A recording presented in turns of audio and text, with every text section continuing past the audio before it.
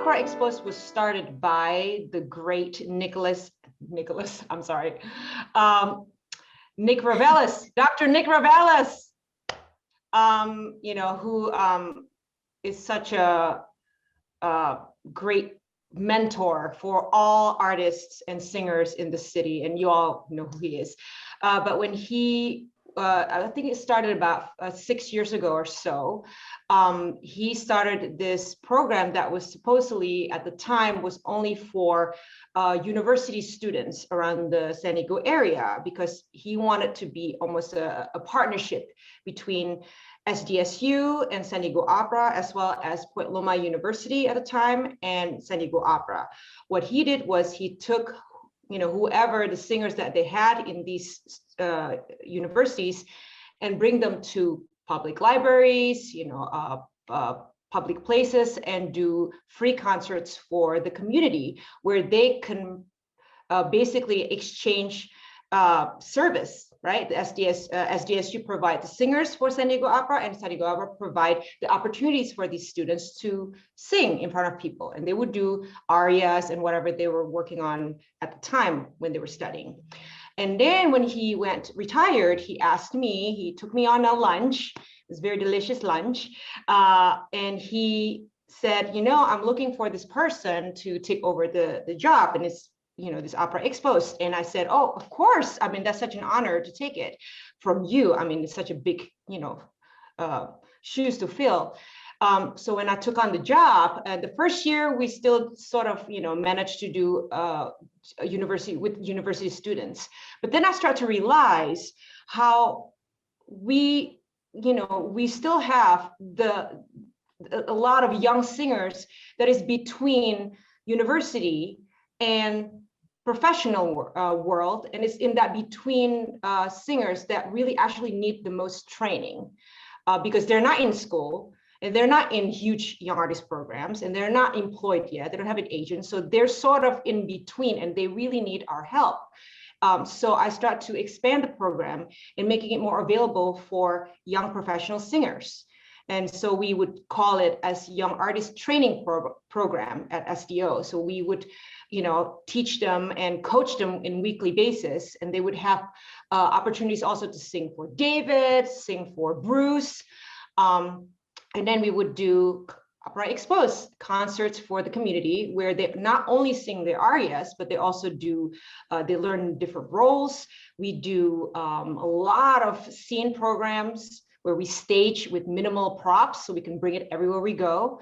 And and that's just been what we've been doing. And it's been extremely successful, I would say, both for the singers as well as for the audience members. Okay, so I think this is time to show the video of Opera Exposed. This is not a great video, Ines told us, but you can get an idea of what her work is like. Right. So let me explain what happened here. Is that okay? Yeah. So this is the aria Come Paride from Elisir d'Amore, Elixir of Love by Donizetti. And in this aria, we have Belcore, who is a sergeant, right? And he loves women, but more importantly, he loves himself. And he is seducing these women in the village where he comes back from war. In our program, I thought, why wouldn't we invite some audience members as the ladies on stage and see the interaction between the singer and the audience member? And so in this particular video, we have Anthony Whitson Martini, a wonderful baritone, singing to two lovely ladies. And I hope you enjoy it.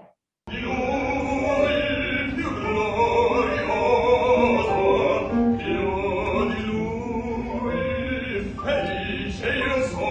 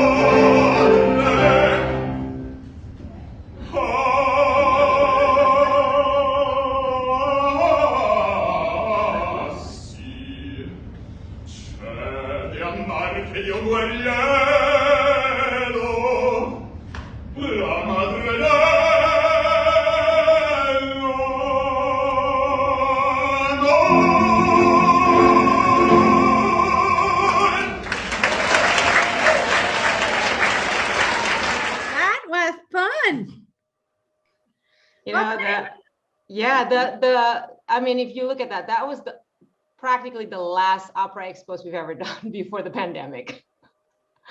So it was a little, I mean, you see how filled the hall was. And I know it wasn't a great video recording because you couldn't see people's faces, you know, on stage, but the energy when you have a small intimate space like that, filled with everybody who's just, you know, sitting on, you know, the edge of their seat, and then you have your people on stage, basically, that's what the audience on stage, you know, then they have to react to the singer, and the singer has to also react. You know, they don't know the staging for that. They have to make it up as they go along. So I think it's fabulous. I think, you know, well, I know that, you know, these programs that go out to the community, to all sorts of neighborhoods, that, how many concerts a year do you gave? For you guys, or just in general for myself? With the San Diego singers, so on. Well, for opera expos, it varies during, you know, every year, whatever budget they have. Like last year, it was literally only 10 because we had a reduced budget. But for myself, I mean, it's a lot. It's a lot, you know, because I don't just do opera, right? I also do chamber music. I do house concerts, which we're gonna see, and I do solo work a lot. So it's a busy. Well, not now, but it was quite busy. Right. No, what I want to say is that, well, first of all, you're an excellent pianist. You know, you have these finesse. Thank you. And it really, transpires, no? But the thing with these programs is that they create kind of like love for the company, and this is what happens with these concerts that are all over town, and you will go and you have access to all these people that not necessarily coming to the big theater for a big opera, but just being in contact with the voice, with operatic works, you know, and with younger singers that want to become singers. So commend your efforts a lot. Anyway, so we're gonna go now. I'm gonna ask Ines about her life as a chamber music player before we go into the next excerpt. Right. Yeah. And I think, yeah, go ahead. No, just tell us. I'm just gonna talk.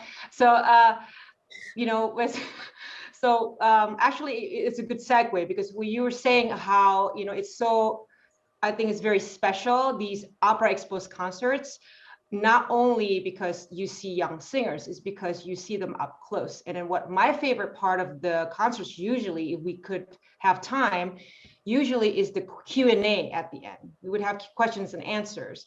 And the audience just loved that. And the singers just absolutely love that too, because they feel they're seen more like as people instead of just an entertainment for everybody else. So I love that intimacy that you get from doing concerts like that. And that's goes to this next segment.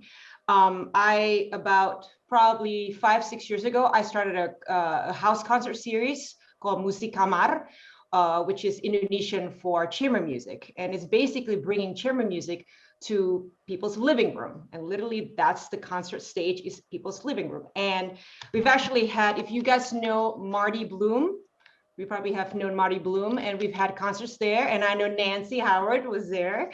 And I know Linda was in one of our concerts too. And it's basically just that, people coming in and, 35 to 45 people sitting up close to each other, and they hear this music, you just feel the energy in the room so much by doing that. So the next segment, the next video that you're going to see is me doing a house concert with a baritone named Nikolai Janitsky. And I think he actually came to San Diego Opera to do I don't even remember what he did, but he did like a small role many, many years ago. And we did this concert. And in this concert, we only did art songs, just leaders, because it's, that's like chamber music for voice, right? And this is Erlkönig. And if you don't know what that is, it's a fabulous song by Schubert, very difficult piano part. It starts with, a repeated octave, da, da, da, da, da, da, da, and you can get carpal tunnel by doing that if you're not doing it correctly, which probably I didn't. And it has 3 characters. So the singer has to embody 3 characters, actually 4 characters. First is the narrator, stating what's happening. And he says, "Who rides so late through the night and wind?" And it's the father and his child. And he has a boy in his arms, and he holds him safely to keep him warm. But they were on this carriage. Right, they're on a carriage, and they're on a horse. They're on a horse, and the father's holding the child, right? And you can hear in the piano part right away. And here goes. Right. Yes, that is exactly right. Yeah, that sounds like that, yes. And then you hear the father saying, "My son, why do you hide your face in fear?" And the son goes, "Oh, I think I see the Earl King, and Earl King is the Death King coming to get me." And then you hear the sound of the Earl King saying, "Oh, sweet child, come with me. I'll play wonderful games with you." Exactly. And it comes back like that 3 times when the Earl King is trying to get the child, and the child said, "Father, help me out." And the father said, calm down. It's just the wind. It's just the mist. You're going to be fine. And the very end, I'm going to read you the very end of this. Okay. And this is right at the very end when the Earl King said, it's his last straw of getting the child. He said, "I love you. Your fair form allures me. And if you don't come willingly, I'll use force. Father, now he's seizing me. The Earl King has hurt me." And then the narrative says, the father shudders. He rides swiftly. He holds the moaning child in his arms. With one last effort, he reaches his home. And then the piano slows down until the complete stop. And then the last line goes, "And in his arms, the child lay dead." Yeah, he uses the word Todd. German word. Oh, yes. Yeah. Plum. And then the end. It's very impressive because the one singer has to be all the characters. Yes. So it's like a miniature theater piece in one song. It's by Goethe, the text. Goethe, yes. Yes. And the piano part actually also helps with the character changes. There's one part where the Earl King says, "Oh, won't you come with me? My daughters lead the nightly dance, and will rock you and dance and sing you to sleep." And the piano goes bum, bum, bum, bum, bum, bum, bum, bum, bum, bum, like that. So you can hear it when you hear this song. Fabulous. I mean, this is the typical musician's talk where we're just doing. We just go like this all night long. And the sound is in our brain anyway. So exciting. So let's listen to the Schubert Erlkönig. Yes.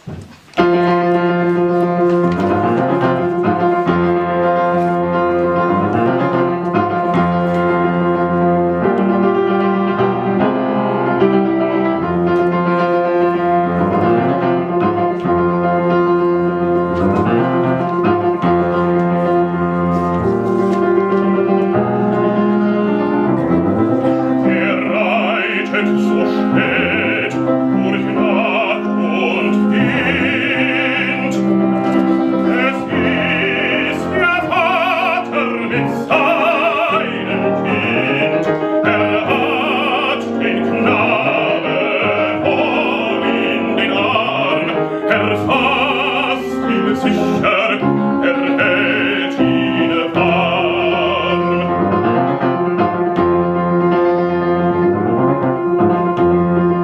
Mein Sohn, was wirst du so an dein Gesicht? Siehst Vater, du, den Erlkönig nicht, den Erlenkönig mit Kron und Schweif. Mein Sohn, es ist ein Nebelstreif. Du liebes Kind, komm geh mit mir, gar schöne Spiele spiel ich mit dir. Manch bunte Blumen sind an den Strand, meine Mutter hat manch Gülden gewandt. Mein Vater, und hörst du nicht, was Erlenkönig mir leise verspricht? Sei ruhig, mein Kind, in Türenblättern säuselt Wind. Willst, feiner Knabe, du mit mir gehen? Meine Töchter sollen dich warten schön, meine Töchter führen den nächtlichen Rhein und singen und singen und singen dich ein. Sie wiegen und tanzen und singen dich ein. Mein Vater, und siehst du nicht fort, Erlkönigstöchter am düstern Bord. Mein Sohn, ich sehe es genau, es scheinen die alten Weiden so blau.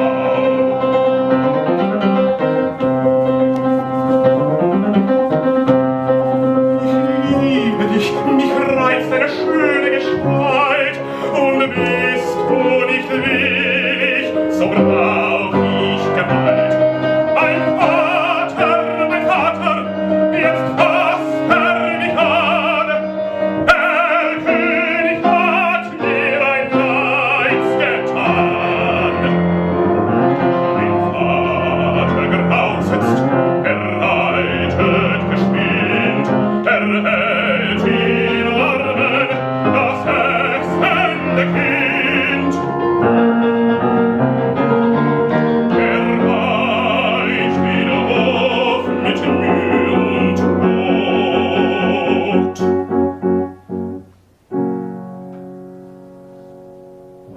In seinen Armen das Kind war tot.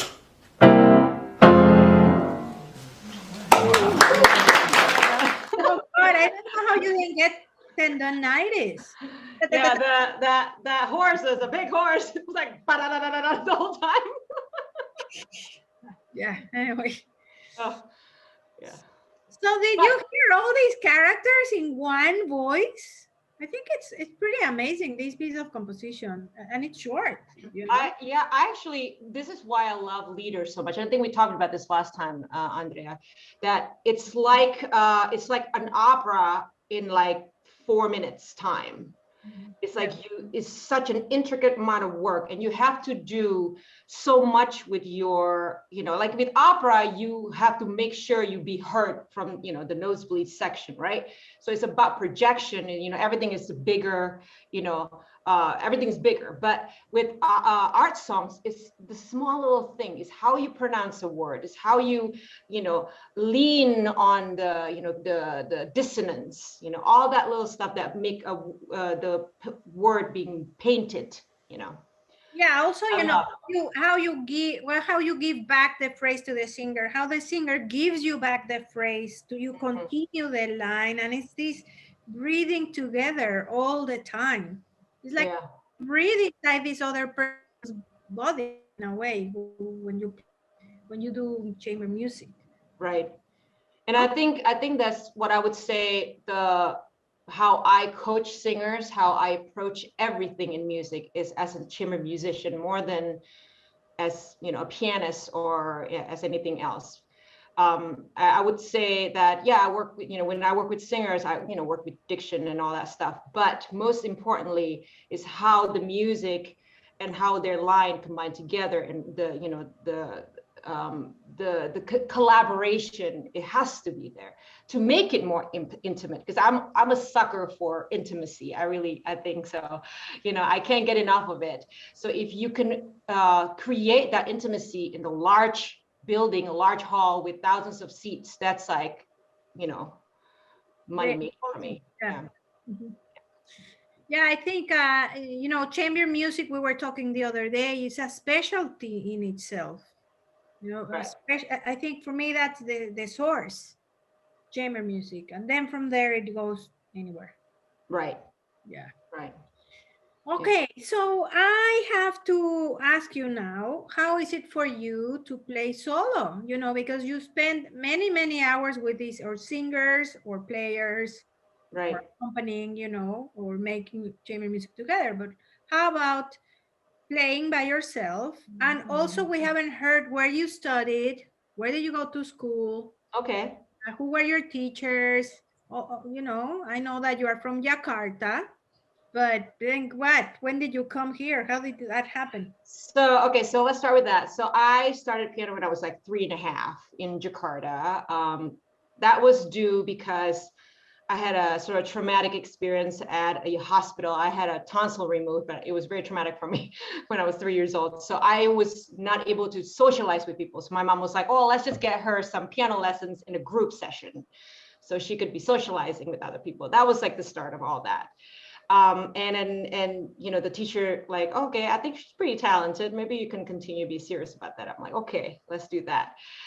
So I continued in Jakarta, but at age, 14, 15 years old, I applied to actually young artist program, but this young artist program is for high school students in Cleveland Institute of Music.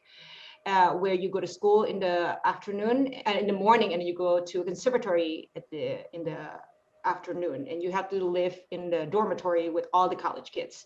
So age 14 and a half, 15, I had to fly to America, to Cleveland from Indonesia by myself with very, very little English to study piano. And people were like, wow, how brave. And I was like, I don't know if I was brave. I was terrified.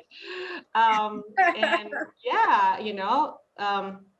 I just remember like sitting in the airplane, pretending to sleep the whole time. So no one would ask me if I want water or something, because I didn't know how to say it.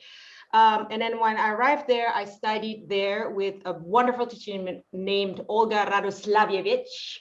She is specializing in technique for little kids, basically. And I studied with her, and I studied it at CIM as well for bachelor degrees. And then I moved to Yale for my master's to study with Claude Frank. And if you don't know who Claude Frank was, he passed away a couple of years ago. He studied with Arthur Schnabel, who studied with Czerny, who studied with Beethoven. Yeah. It's like boom, boom, boom. Pum, pum, pum, yeah. Ines Irawati. Thank you. Like 5th generation. Why not? Why not? Yeah. But so yeah, so I studied at Yale, and then I graduated from there and moved to San Diego. It's just pretty here. Literally, that was why. So what was your support system when you were 14? Okay, so it was a full ride program. Financially, I was pretty taken care of. Psychologically, you mean? It was we had my teacher was one, and then there's another person that was taking care of all, because it was like basically only 10 of us who was in this program. But I would say it was a very trying time, because not only I was young, I didn't speak English, I didn't know the culture. And we had to live with college students, not only college students, but freshmen, if you know what I mean. They were there to party, and I just was like, I'm gonna go practice now, and yeah, it was very difficult. And I think my mom was probably the most brave person in the world for sending me away. My dad just passed away a year before that too. And when I had this opportunity, I got into a program that was free, scholarship, and, very difficult to get in.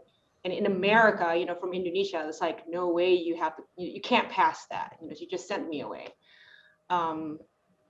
Wonderful woman, my mother. Yeah, I thank everything to her. Yeah. So she's still alive and she's in Indonesia. She's 84 years old, and she's during COVID. Just imagine that. Yeah, I think something that I talk about this a lot when you see my programs is the lonely moments, the hours that we spend alone practicing or singing. Like this is real. It's part of being a musician. Right. So you see on stage, the final product and the the long gown and everybody clapping. That's like the cherry in the pie. Right. But we spend hours alone. No? Right. Hours and hours and hours. Yes. Yeah. And I think, and goes to the question you had before, how do I feel about playing solo music, right? I was always I was always more interested in playing with other people. I'm a very social person. And I think chamber music that's why I love it so much, because you can connect with somebody without having to say anything, literally. You just do it by breathing in together, making music together, listening to each other, anticipating. That's the best part, anticipating what the other person is about to do, knowing that that's what's going to happen without them telling you with words. Yeah, great conductors say that everything is in the levare, because yes. everything is here. All the cues are here. Anyway. Yes.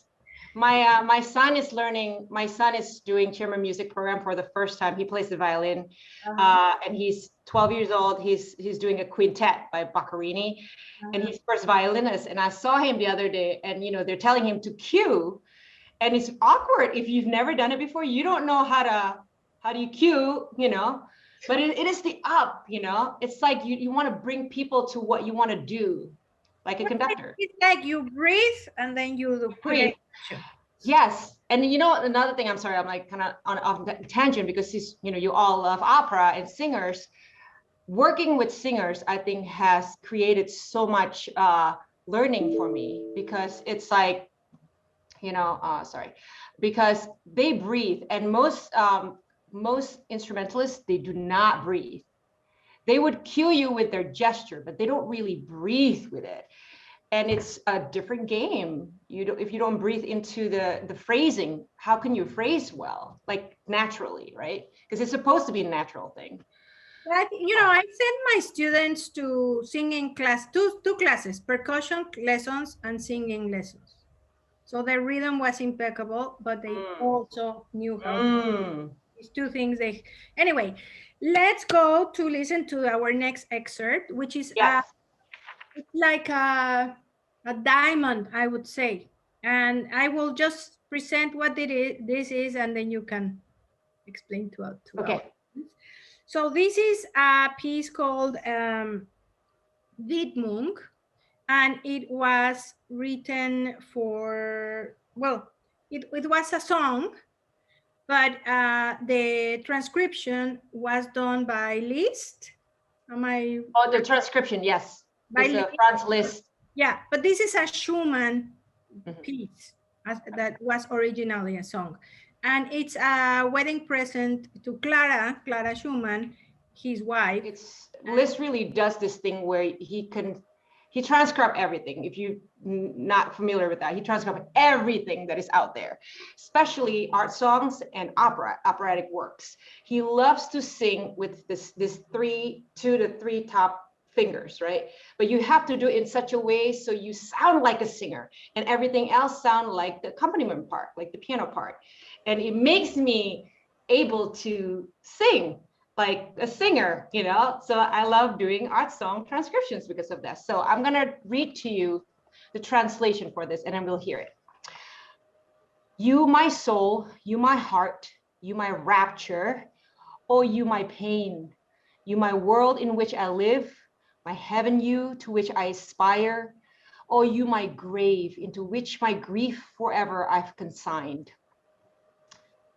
You are rest, you are peace, you are bestowed on me from heaven. Your love for me gives me my worth. Your eyes transfigures me in mine. You raise me lovingly above myself, my guardian spirit, my better self. It is. Beautiful. Let's listen to the music.